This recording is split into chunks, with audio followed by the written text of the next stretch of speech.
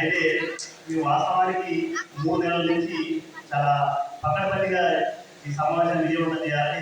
ప్రభుత్వంలోని పెద్దలందరినీ, మినిస్టర్లు అందరినీ కూడా ముఖ్యమంత్రి కూడా ఇన్వైట్ చేసినాం. కానీ మేము అనుకునేది ఏంటంటే ఇప్పుడు ప్రభుత్వం ఇప్పుడే మాకు అందినటువంటి సమాచారం ప్రకారం మళ్ళీ మినిస్టర్కి ఎవరు వచ్చినా కూడా మళ్ళీ చెప్పాల్సింది ఎవరికి చేయడానికి పడేదానికి. సో అందుకనే ఈ ఇద్దరు మనకు ప్రభుత్వం మన దగ్గర ఉన్నదే.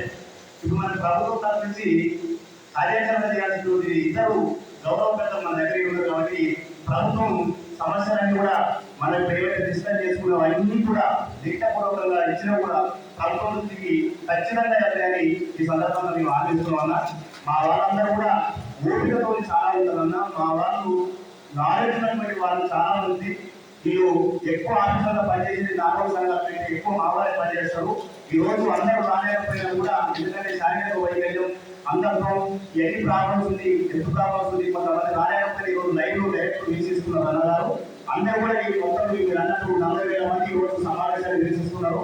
ఇది చిత్రంలో నిలిచిపెట్టేటువంటి మీకు దాఖలు కావడం మేము ఆనందంగా వ్యక్తం చేస్తున్నాం. తర్వాత మీరు ముఖ్యంగా ఆటోమేటిక్ మెడిసిన్ చెప్పవచ్చు. మీ దగ్గర మంచి నాలెడ్జ్ ఉంది. మా సమస్యలు కూడా ఆటోమేటిక్ మీరు ఎక్కడ సొల్యూషన్స్ చేస్తారో మా సమస్యలు కూడా అన్ని సొల్యూషన్ చేస్తారని మేము నిన్న మనస్ఫూర్తిగా మా కార్యవర్గ సభ్యులు కూడా ఇదంతా ఉన్నదంతా కూడా మంచి మంచి పేద వల్ల మంచి నాయకులు, మంచి నాయకులు ఉన్నటువంటి వాళ్ళు కింద కూర్చున్నా ఎడ కూర్చున్నా కూడా ఎంత ఎవరో నాయకులు లేదు, అందరూ సమానమే. కాకపోతే ఎవరో లీడ్ చేయాలి కాబట్టి మేము కూర్చున్నాం. మా వాళ్ళందరూ కూడా మంచి సబ్జెక్ట్ ఉన్నటువంటి వాళ్ళు.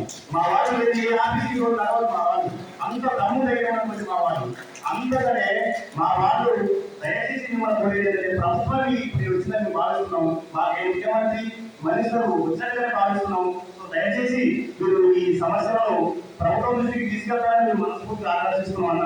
థ్యాంక్ యూ అన్నట్టు. ఓకే, చైర్మన్ గారికి డైరెక్ట్ విషయం రాస్తున్నాం.